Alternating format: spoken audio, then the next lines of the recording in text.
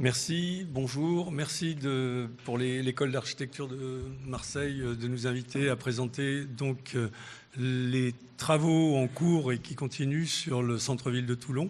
Je suis Jacques Guérin, je suis architecte des bâtiments de France depuis 5 ans pour le Var et j'interviens sur le centre-ville de Toulon qui est une zone patrimoniale avec une AVAP, une aire de valorisation de l'architecture et du patrimoine sur le centre ancien. Donc on va vous présenter en double avec Christophe Clémencé qui est architecte aussi et qui intervient lui au niveau de l'aménageur pour la ville de Toulon sur le centre ancien et dans une structure qui s'appelle le Var Aménagement Développement, VAD, et qui est concessionnaire pour l'intervention sur le centre ancien. Voilà. Donc la ville de Toulon s'est développée autour d'un centre médiéval antérieur au 9e, 10e siècle, avec des parties plus anciennes et de l'époque romaine, et donc d'un premier tissu dont on va voir quelques images, et sur lesquelles s'est greffée en évolution une première ville fortifiée au XIVe et XVe siècle, avec l'enceinte Henri IV, et dans laquelle on voit déjà les premières portes autour du centre ancien et le centre ancien médiéval qui est au milieu, qui est la première partie qu'on a vue. Et donc ça, c'est une des premières extensions avec la darse, la vieille darse du port de commerce. On est encore là dans le port commercial, mais c'est le début du port militaire. La ville de Toulon a la particularité d'avoir été depuis très tôt une ville importante au niveau de l'activité militaire, et donc c'est tout ce qui va structurer la ville en fin de compte côté mer. Ça, c'est la deuxième enceinte, c'est l'enceinte Vauban. Donc on a une nouvelle darse qui se construit et la partie militaire augmente, et une partie dans la vieille darse sera occupée par l'activité commerciale.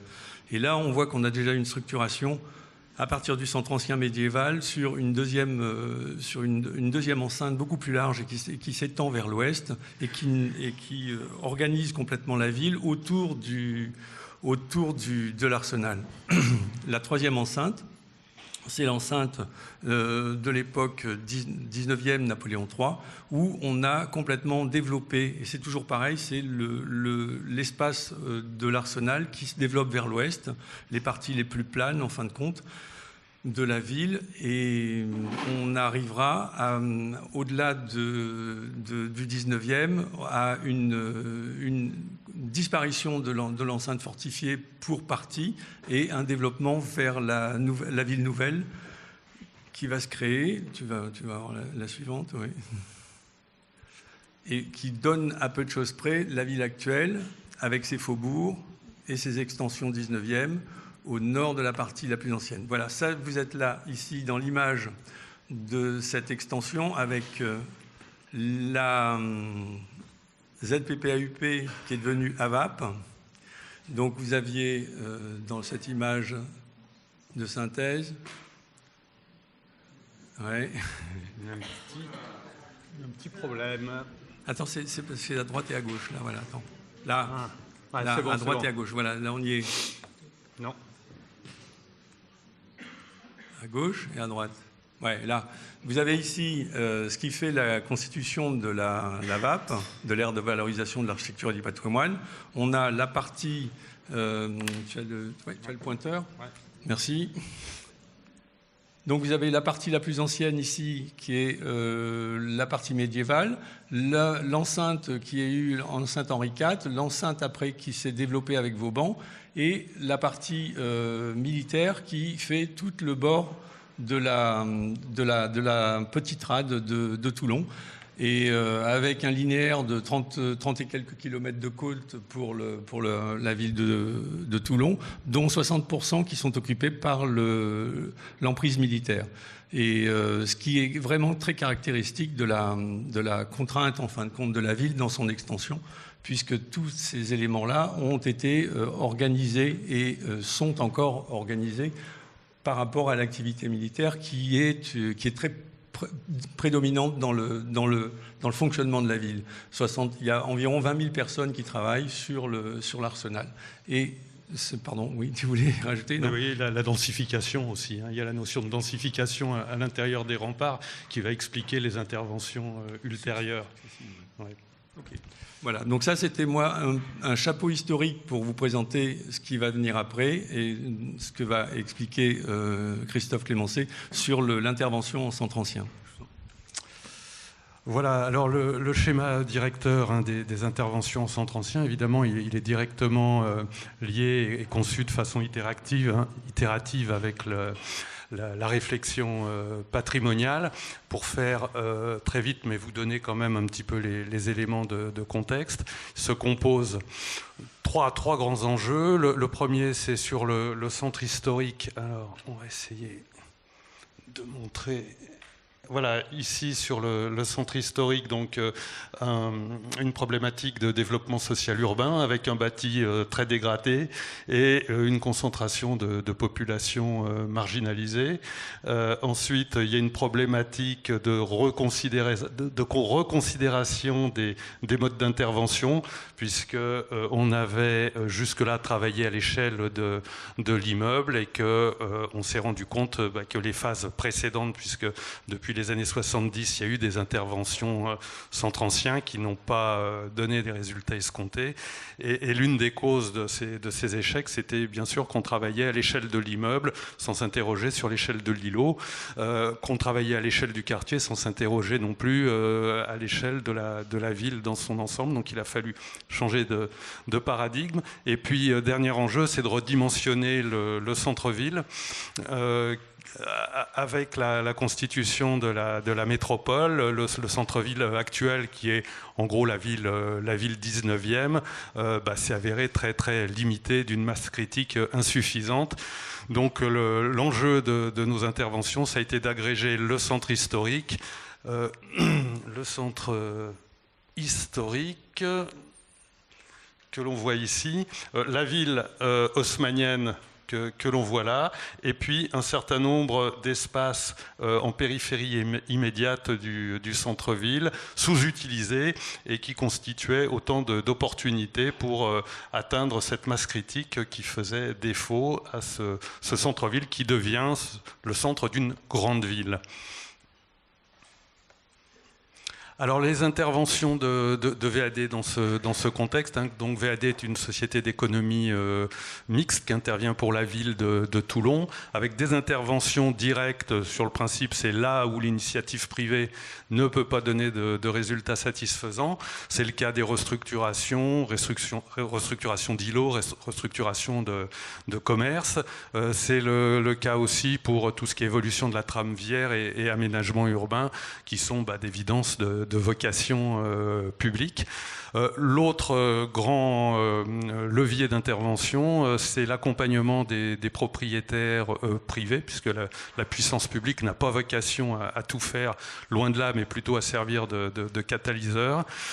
C'est tout l'accompagnement, donc toute l'ingénierie qui est mise à la disposition des propriétaires, des dispositifs de conseil, de subvention, une équipe d'animation et des procédures d'accompagnement plus incitatives ou plus coercitives selon les besoins et selon les cas. Dans le cadre de ce conseil, donc, notamment sur le volet patrimoine, il y a des fiches de conseil qui sont créées par notre architecte conseil. Peut-être Jacques veut en dire un mot. Alors, il s'agit de Fébi Després, en effet, qui intervient sur les fiches conseils, qui est architecte qui opère pour le compte de VAD et qui a organisé complètement le recensement des façades et le principe d'intervention possible à réaliser sur le type de façade et sur le type d'occupation. Donc, ces fiches conseils, elles sont à la disposition du public et elles servent dans le cadre des différents travaux, à la fois sur les façades, mais à la fois aussi sur les commerces, de définir les orientations qui vont être suivies par le propriétaire privé. Et point important, donc ces fiches sont jointes obligatoirement aux autorisations d'urbanisme. C'est une pièce qui est demandée au dépôt des permis ou des déclarations préalables, donc incontournable. Et c'est également un support d'échange. Tous les mois, il y a une réunion SPR qui réunit toutes les parties prenantes et qui permet d'arrêter la meilleure position, le meilleur compromis sur chacun des dossiers, discuter sur la base de ces fiches de prescription. Alors l'objectif, bien sûr, donc ça c'est une illustration, l'objectif c'est toujours une réhabilitation globale de l'immeuble. Bien sûr, on parle des fiches pour les façades, les devantures, mais ce qui nous intéresse, c'est également les logements et les commerces, c'est la globalité de la réhabilitation, ça va sans dire. Ce levier de la réhabilitation privée, il est loin d'être anecdotique, puisque on voit des chiffres assez conséquents.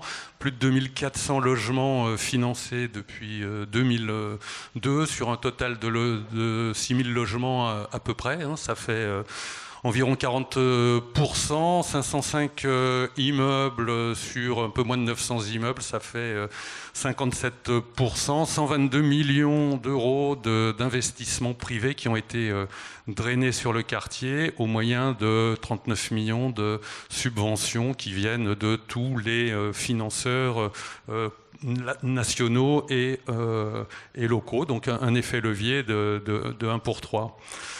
Alors, notre objectif, il est toujours qualitatif. On est là pour tirer le quartier. J'ai un petit peu perdu, excusez-moi. Ouais. Pour tirer le quartier vers le haut, plus le quartier est dégradé, plus il faut être qualitatif dans la création d'une nouvelle offre. Donc on l'est avec le levier du patrimoine. Donc on avait un slide qui nous montrait les efforts de mise en valeur, y compris à l'intérieur, avec un dispositif de subvention qui en tient compte, qui a été monté pour.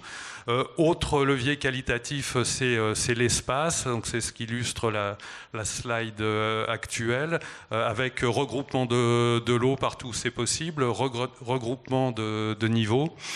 Et puis travail sur la lumière, notamment par les restructurations d'îlots et les curetages de cœurs d'îlots qu'on va voir un petit peu plus loin.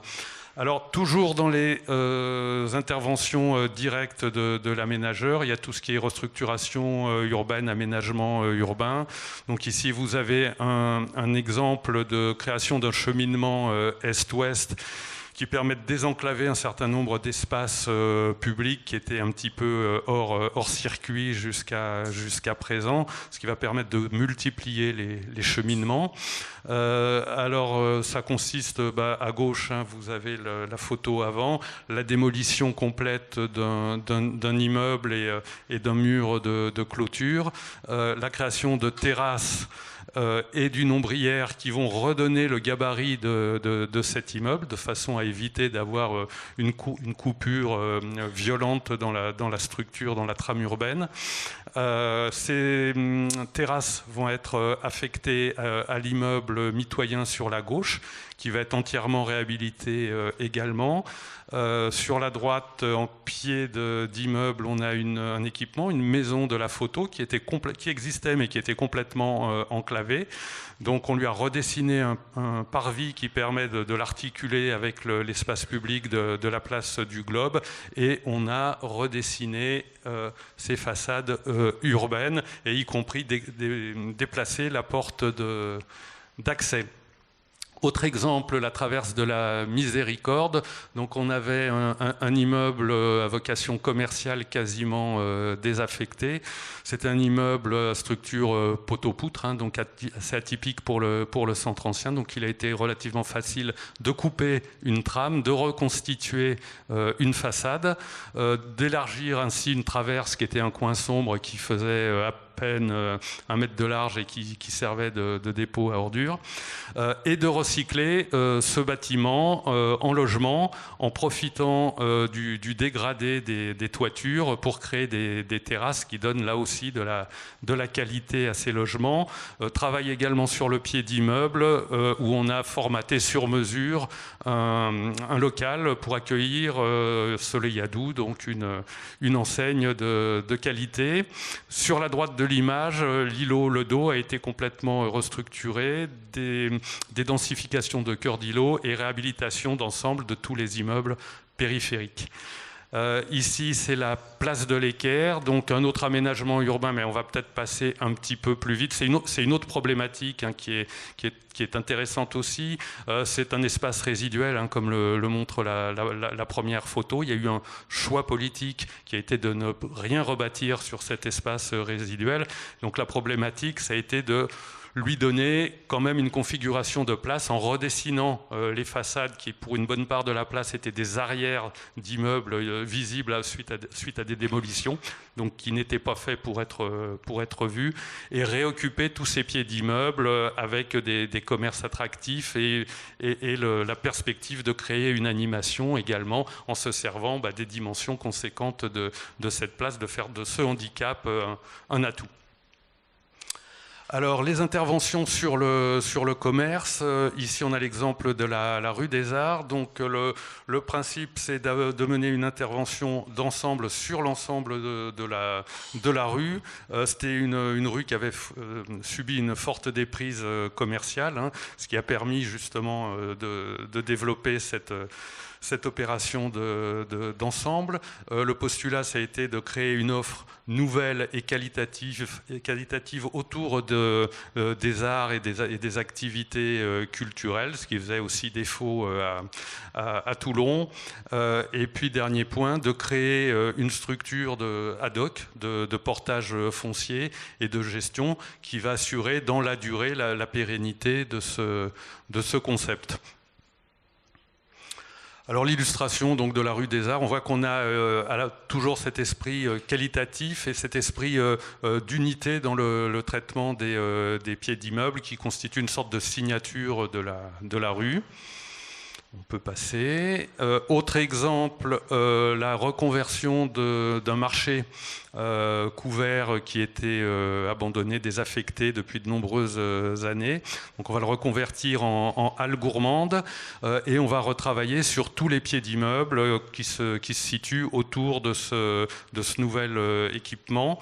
Et on a également créé, vous voyez la flèche en bas à gauche, une démolition partielle d'îlots pour désenclaver cette place et là aussi fluidifier les cheminements est-ouest. Donc on essaye toujours d'avoir un coup de billard à plusieurs bandes pour maximiser les impacts des interventions publiques.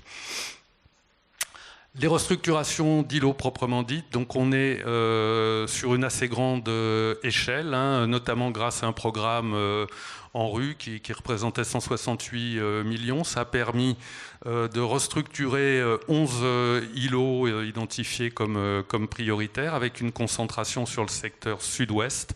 Là aussi, il faut, dans la mesure du possible, éviter de saupoudrer les interventions. Et dans un deuxième temps, on est en train de passer en glissement progressif sur des secteurs plus à l'est. Pour vous donner l'échelle, 87 immeubles démolis en tout ou partie, mais en prenant soin de ne pas déstructurer la trame urbaine. Voilà la situation de départ. Là, c'est là où il y a des cours, donc des puits de lumière très étroits. Beaucoup d'endroits où il n'y a pas de puits de lumière du tout, donc on n'a pas de photos à vous montrer parce que simplement c'était du plein.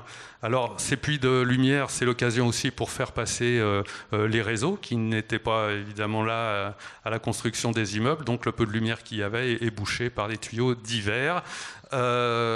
Ouverture des fenêtres, reviens si tu peux en arrière, l'ouverture des fenêtres, voilà, les réseaux, l'ouverture des fenêtres sur ces puits de lumière qui demandent une bonne synchronisation et ce qui entretient sans doute les relations de bon voisinage.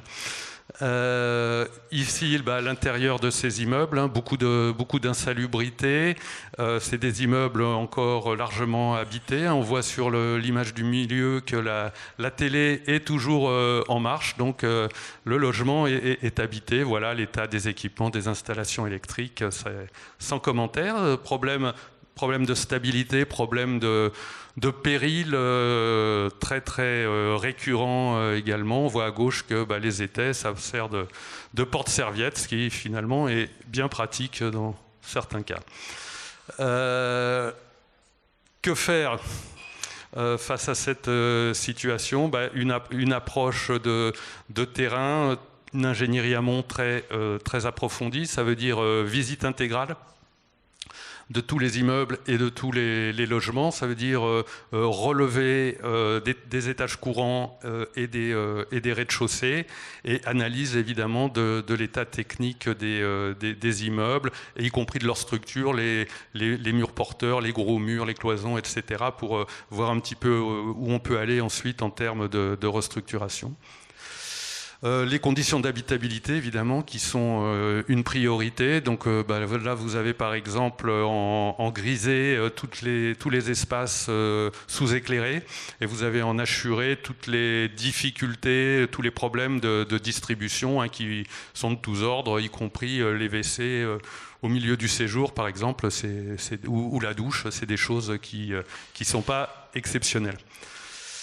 Bien sûr, les enquêtes sociales, hein, je vais passer rapidement, et les enquêtes foncières, hein, qui doivent être exhaustives.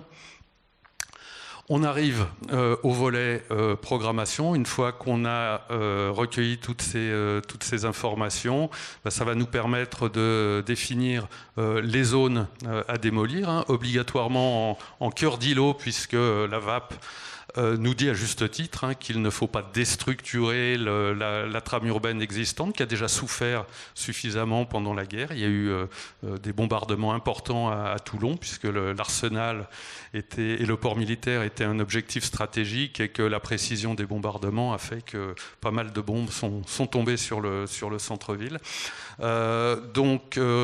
Restructuration, démolition, curtage de cœur d'îlot, en recherchant un effet optimal, c'est-à-dire de régler tous les problèmes d'éclairement de tous les immeubles de l'îlot, avec un minimum d'intervention de démolition. Donc les parties démolies, c'est ce que vous voyez en hachuré sur la diapo précédente. Bon, mais c'est pas grave.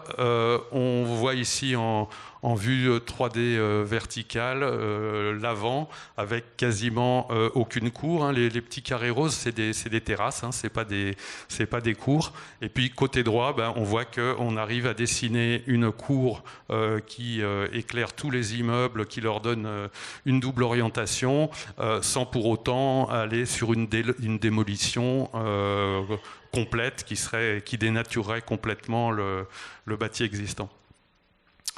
Voilà, en coupe, hein, c'est encore plus parlant peut-être, et il faut évidemment travailler dans cette dimension. Curtage de cœur d'îlot, aussi écrêtement chaque fois qu'il en est besoin. Cette ville, là, on l'a abordée avec Jacques rapidement, hein, elle était contrainte à l'intérieur de ces remparts, et l'autorité militaire faisait interdiction aux civils de construire en dehors des murs. Ça veut dire que les gens ont été contraints de remplir les espaces libres, c'est-à-dire toutes les cours ont été progressivement remplies, et les immeubles ont été surélevés 2 fois, 3 fois, 4 fois parfois, ce qui oblige aussi à penser un certain nombre d'écrêtements pour éviter les effets de puits. Alors, bien sûr, donc il y a eu 11 îlots, 11 cas particuliers. Cette planche, c'est juste pour vous dire qu'il n'y a pas de recette unique, il n'y a pas de recette miracle. Chaque fois, c'est une analyse en fonction de la typomorphologie de l'îlot, du fait qu'on a un îlot compact, un îlot en lanière, un îlot où il y a déjà eu des réhabilitations qu'il n'est pas question de remettre en question, mais à qui, par contre, il est question de donner des jours arrière. On avait eu des des immeubles réhabilités dans le cadre des PIRI précédents, parfaitement mis aux normes, etc., mais avec des pièces arrière complètement aveugles, donc des logements qui restaient inhabitables pour des populations en capacité d'arbitrer. Donc même ces immeubles-là, on a conçu nos curetages pour leur permettre de venir ouvrir des fenêtres sur l'arrière dans nos cours nouvellement créés. Alors, bien sûr, la programmation, hein, c'est un objectif de mixité, c'est un terme un petit peu tarte à la crème, et peut-être dans le débat, on sera amené à en reparler. Mais toujours est-il qu'on essaye quand même de croiser les usages et les typologies. Donc, typologie de logement, en essayant de faire du logement permettant d'accueillir des grandes familles. Ça suppose des regroupements de lots, en regroupant éventuellement des niveaux, en regroupant le cas échéant des plateaux d'immeubles, et puis bien sûr toutes les catégories de loyers, du loyer libre, intermédiaire, conventionné, du logement social institutionnel, et puis bien sûr les équipements, les aménagements urbains et le commerce. Chaque fois qu'on restructure un îlot, on pense commerce parce que c'est l'occasion de trouver des surfaces commerciales conséquentes qui font défaut dans la trame étroite de ce qu'on appelle le petit borgne toulonnais dans notre jargon, c'est-à-dire un immeuble à 2 fenêtres avec une façade de 5 mètres sur la rue et une profondeur de 15 mètres, l'escalier au milieu, une pièce avant éclairée, une pièce arrière sans aucune lumière. La mise en œuvre, donc bien sûr le volet relogement sur lequel il faut juste retenir qu'il y a une ingénierie très lourde à mettre en place, avec 2 objectifs quand même: laisser le choix aux populations en place d'être relogées sur le quartier ou en dehors du quartier. Il se trouve qu'ils ont préféré à 40% rester sur le quartier, 60% être relogés dans du neuf en périphérie immédiate du quartier. Donc ça rejoint ce qui a pu être dit précédemment sur Bologne. Et puis la programmation d'opérations de logement social adaptées à ces populations, sur mesure pour ces populations, au niveau des typologies et aussi au niveau des taux d'effort, c'est-à-dire de leur capacité à payer un loyer.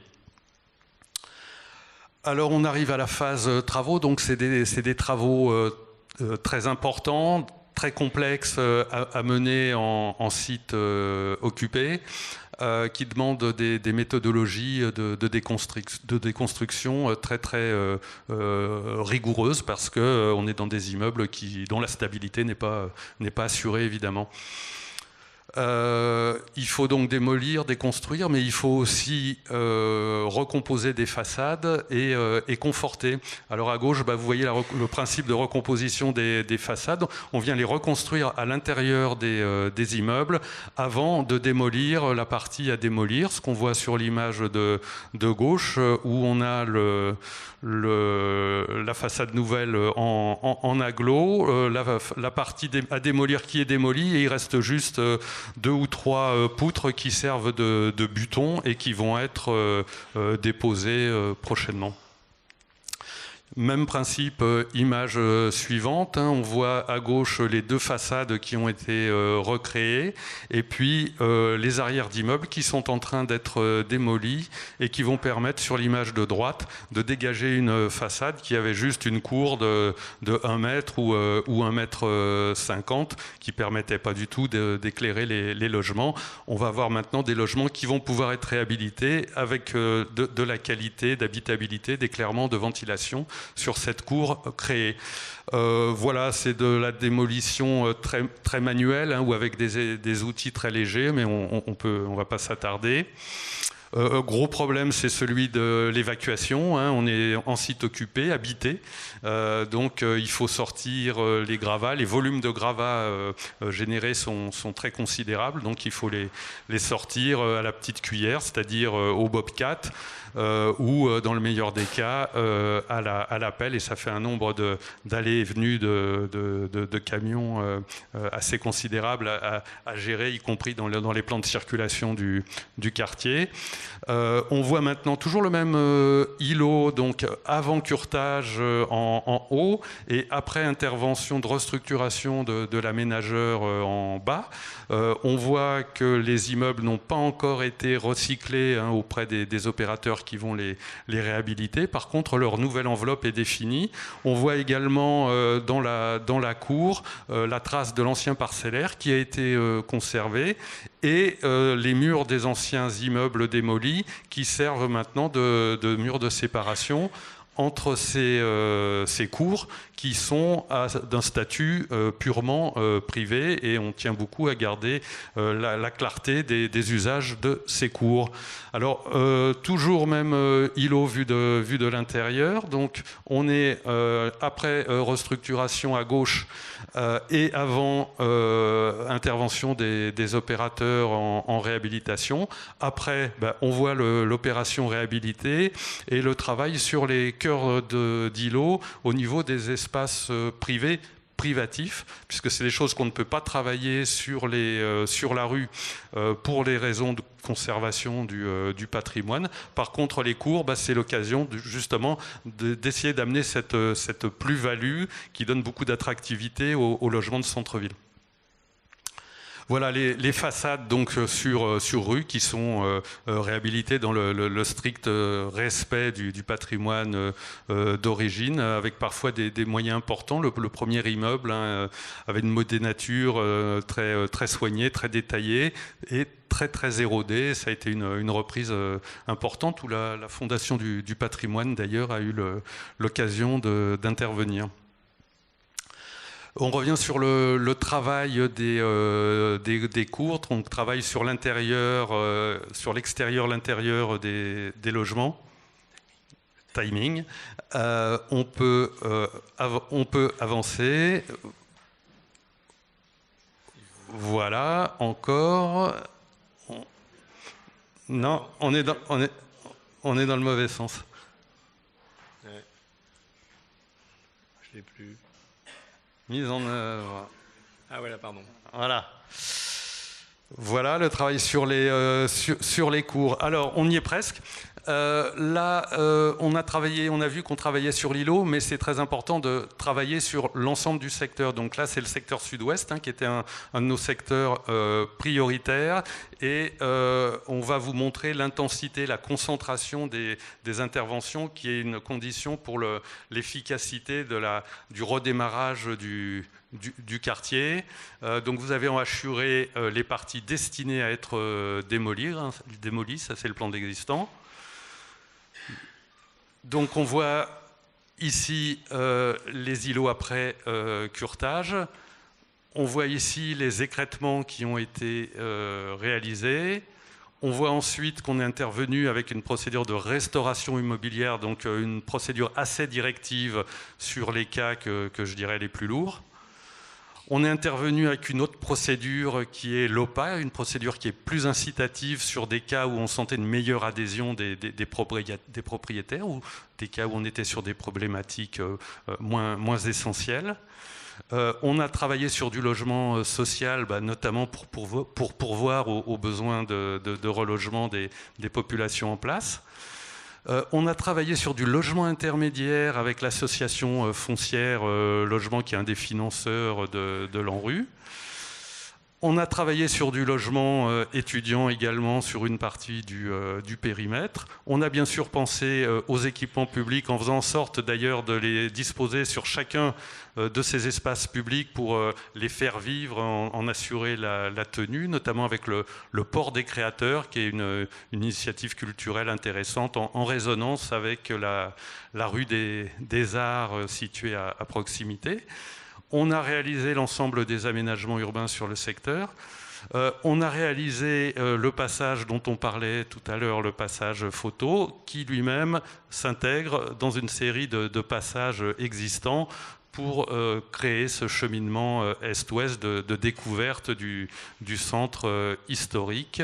Donc on voit qu'on a vraiment une concentration des interventions. Il n'y a que les immeubles qui sont restés en blanc où on n'est pas intervenu. C'est des immeubles qui avaient été réhabilités au cours des PRI des années précédentes et sur lesquels les interventions de curtage de cours ont permis d'apporter des réponses suffisantes. Donc on les a laissés tranquilles.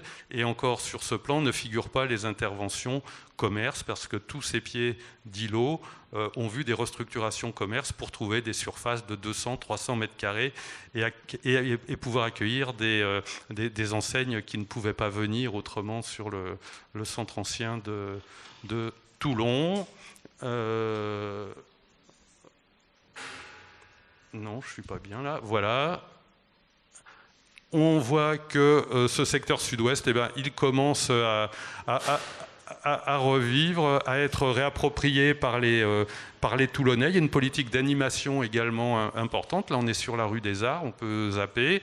Et on voit aussi que les Toulonnais de tous les quartiers commencent à y revenir pour s'y amuser. Et ça, c'est un facteur d'espoir pour l'avenir, même si on a bien conscience de ne pas être au bout du chemin et très loin de là.